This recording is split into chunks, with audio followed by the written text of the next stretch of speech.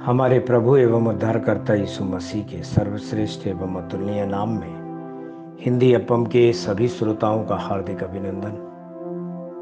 आज दिनांक 29 जुलाई दिन गुरुवार सन 2021 का मनन के लिए पाठ। आज का शीर्षक है सावधान। फिलिपियों की पत्री 3 अध्याय के 2 वचन में हम इस तरह से देखते हैं, कुत्तों से चौकस रहो।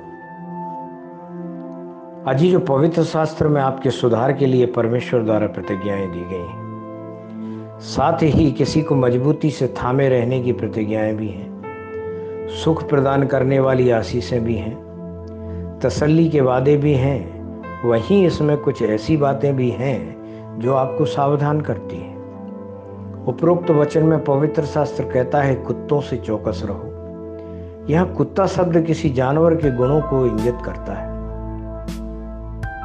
आपको मधुर आत्मिक विशेषताओं को प्रकट करने के लिए बुलाया गया है, अतः जानवरों के गुणों को कभी भी प्रकट ना करें। कुत्ते की गंदी आदत यह है कि वह उसे खाएगा जो उसने पहले ही उल्टी कर दी थी।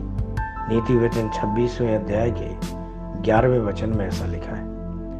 आपने कई पापों से छुटकारा पा लिया है और ये पाप आपके जीवन में कभी वापस नहीं आने चाहिए।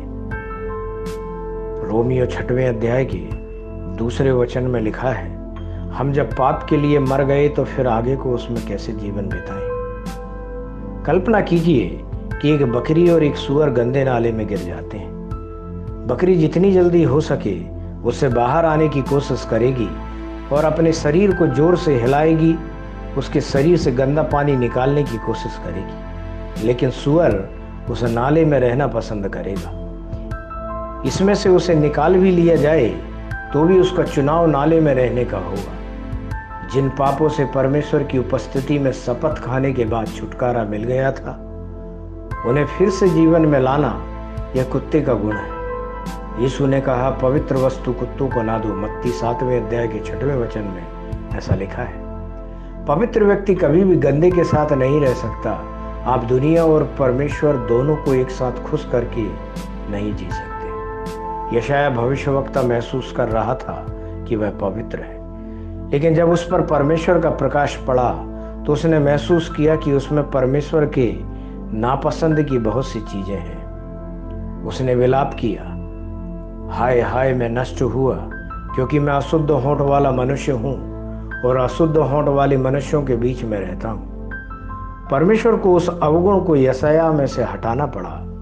करूबों में से एक उसके पास उड़कर आया और वेदी से अंगारे को उठाकर उसके होंठों को छूकर उसे शुद्ध कर दिया।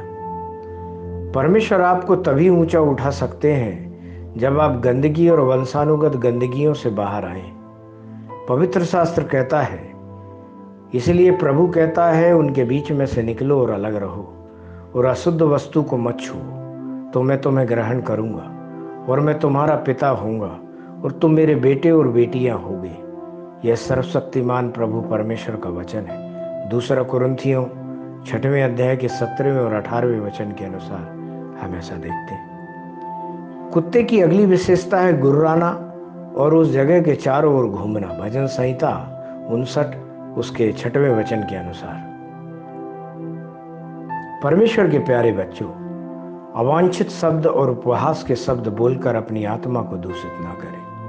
आप हमेशा ऐसे शब्द बोलें जो एक दूसरे की उन्नति में मददगार हो। ध्यान करने के लिए नीति वचन 13वें अध्याय का 3 वचन, जहां इस तरह से लिखा है, जो आप अपने मुंह की चौकसी करता है वह अपने प्राण की रक्षा करता है, परंतु जो गाल बजाता है उसका विनाश हो जाता है।